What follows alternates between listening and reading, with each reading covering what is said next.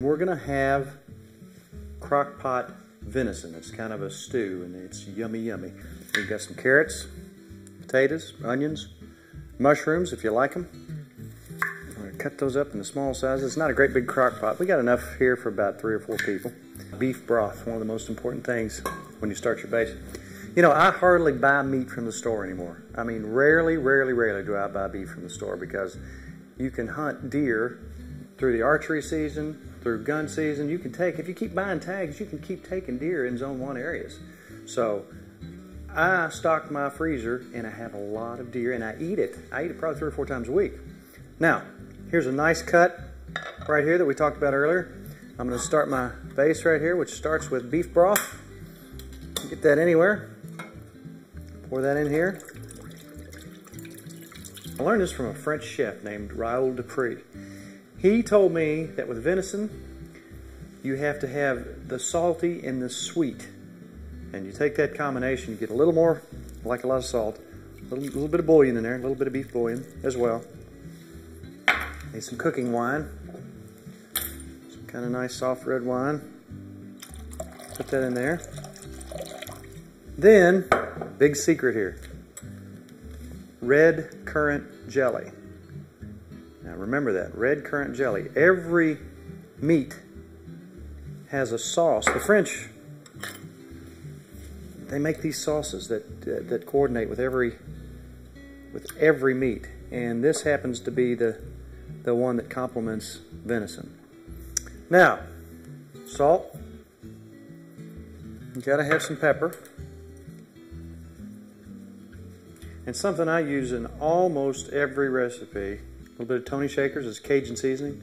They're not our sponsor. I don't have any reason to tell you that it's good, except for the fact that it is good. Put some of that in there. Put a little water in here. That smells good. One more salt.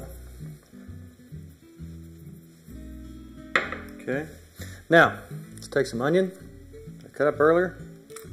There's some carrots. Already cut up here. Let's get us some mushrooms, if you like that sort of thing. A few potatoes.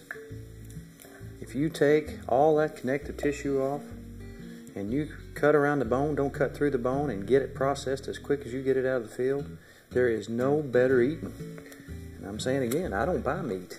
I go to the woods instead of going to the store. Look at that meat. Tender, lean, good for you. There's no vitamins, no steroids, no surprises there. You know exactly where it came from. Been fed all natural food, acorns, leaves, grasses. That's good stuff right there. Now, a lot of you might like things with a little bit of heat, and here's some jalapenos and some. I'll take the top off this and pour just a tad in to give it a little heat. I'm telling you what, you can't beat it. Now, let's put the top on, and let's cook it on high, depending on how long you got. If it's in the morning, you're leaving the house, put it on low and let it cook all day. We got about 4 hours, so I'm going to put it on high, and I'm going to get this thing rolling because I'm hungry already. We're going to make a gravy for this.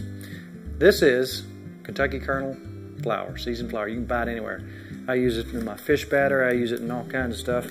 Today, we're going to use it to make a gravy with. Very simple. I'm going to pour some out into a bowl. I'm going to take some warm water, take a whisk. Not only is it thicken it up and make a gravy, it gives a nice taste. It has some nice salt and pepper and spices in there. Make it fairly thick, get the lumps out. Now we're going to take this, pour it right in.